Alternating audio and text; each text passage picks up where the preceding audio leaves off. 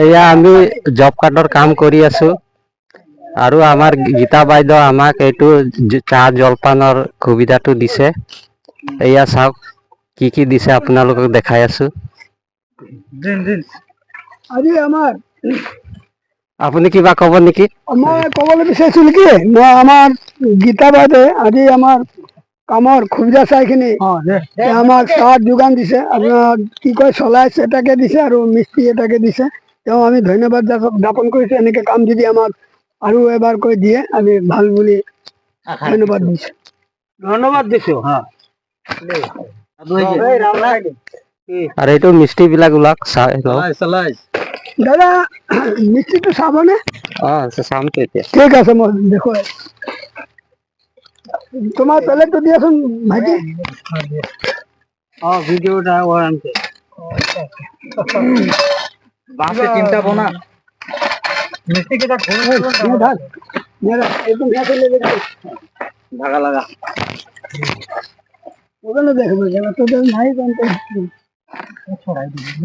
দাদা এইটো চালাইছো ভাল হ'বনে?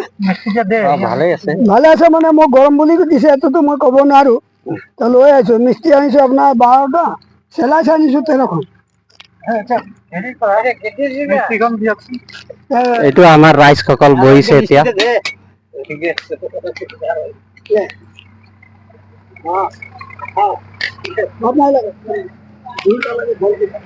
এটা রাইস কে অলপ ইটা তোর ইয়া है না বাটি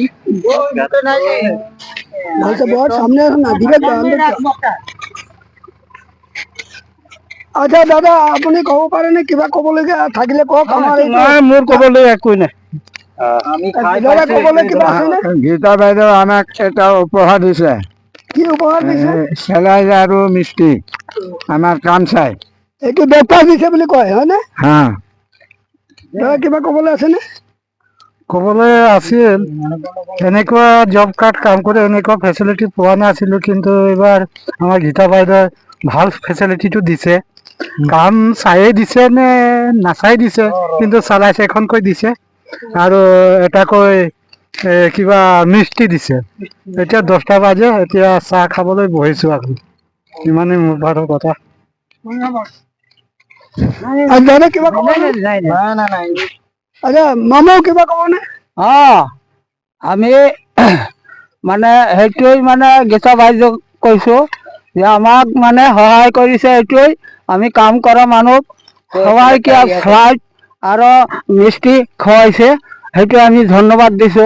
বাইদেউ আৰু বহুত বছৰ মানে জীয়াই থাকক, যাতে সুস্থ থাকে, ভাল থাকে। ঠিক আছে, তেতিয়া আমাৰ মিলন দাই যি উপহাৰ দিলে আমাৰ গীতা বাইদেউলৈ তেখেতে ধন্যবাদ জ্ঞাপন কৰিছে। আৰু এনেকে বোলে থাকিলে আৰু কাম যদি তেওঁ পায় তো গীতা বাইদেউ আমাৰ ৰাইজক সহযোগিত কৰিব বুলি আৰু ধন্যবাদ জ্ঞাপন কৰিলো।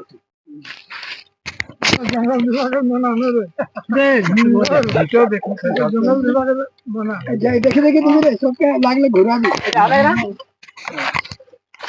আমাৰ মাজত আৰু এজন আমাৰ লগৰীয়া উপস্থিত হ'ল, তেখেতক দুআষাৰ ক'বলৈ মই অনুৰোধ দি আছো।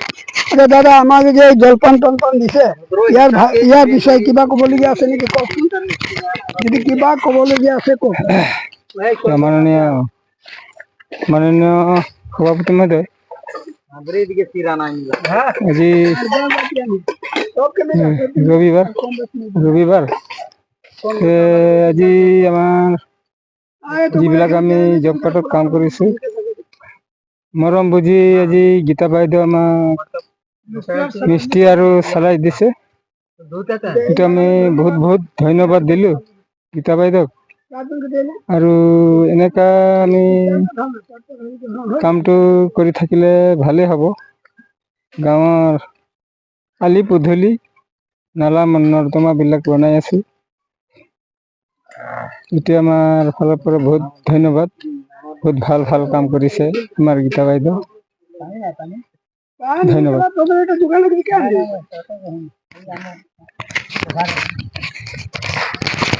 আমাৰ ৰাণা ডাঙৰীয়াই খুব ধুনীয়াকে বুজাই দিলে। আমাৰ গীতা বাইদেউৰ কথাখিনি ভাঙি টুটি কৈ দিলে, তেখেতৰ কাৰণে আমি ধন্যবাদ জ্ঞাপন কৰিছো। তো আপোনালোকে ভিডিঅ'টো চাব, লাইক শ্বেয়াৰ ছাবস্ক্ৰাইব কৰিব।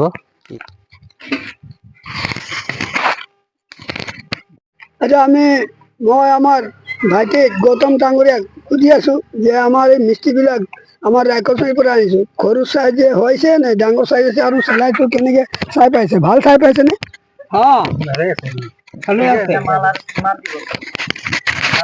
এতিয়াতো চেলাইজটো আৰু মিস্ত্ৰীটো ঠিকেই দেখা গৈ আছে, এতিয়া খালেহে গম পাম কেনেকুৱা, আজিৰ হয় না পুৰণা হয়, কালি পৰহিৰ।